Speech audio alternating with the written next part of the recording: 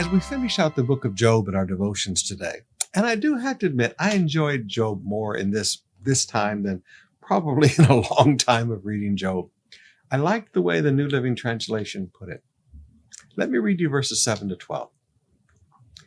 After the Lord had finished speaking with Job, he said to Eliphaz the Temanite, I'm angry with you and your two friends, for you have not spoken accurately about me as my servant Job has. So notice, what Job said about God was true. What they said about God was not true. So when you read the book of Job, don't start quoting what Eliphaz and his friends said about God and think that that's Bible verse. No.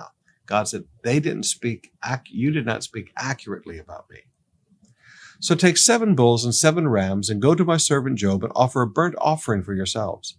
My servant Job will pray for you, and I will accept his prayer on your behalf.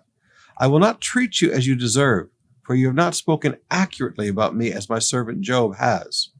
So Eliphaz the Temanite, Bildad the Shuhite, and Zophar the Naamanite did as the Lord commanded, and the Lord accepted Job's prayer. When Job prayed for his friends, the Lord restored his fortunes. In fact, the Lord gave him twice as much as he had before. Then all of his brothers and sisters and former friends came and feasted with him in his home. And they consoled him and comforted him because of all the trials the Lord had brought against him. And each of them brought him a gift of money and a gold ring. So the Lord blessed Job in the second half of his life more than in the beginning. Now, just stop there for a moment. I want you to notice these people that brought all this condemnation upon Job's life in the hard times, they made God angry.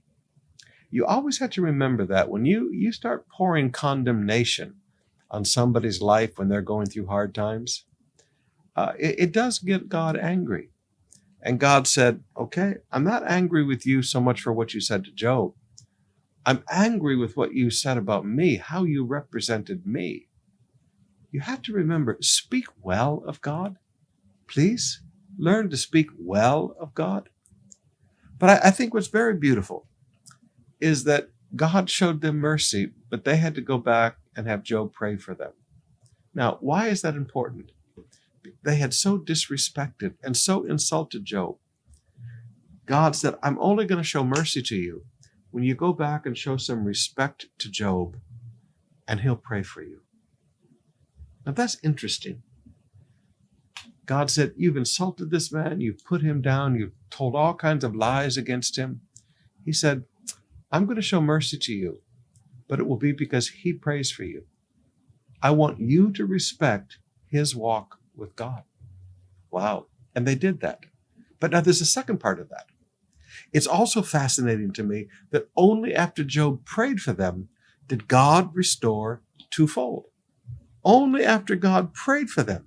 It said when Job had prayed for his sins, God restored his fortunes. When he prayed for them. So again, Job can't have any bitterness in his heart. He can't have any resentment in his heart. He has to forgive these guys from his heart and genuinely pray to the Lord for them. And God showed mercy to them. They showed respect to Job. Job had to be willing to accept their apologies and their signs of respect. And as he prayed for them, God restored his fortunes. Now, some of you, forgive me, straight up talk, some of you, people have really been bad to you in the hard times. They've really kicked you when you were down, as the old proverb says. They really kicked you when you were down. And now God sends them to you, and they want to make things right. They're showing respect to you.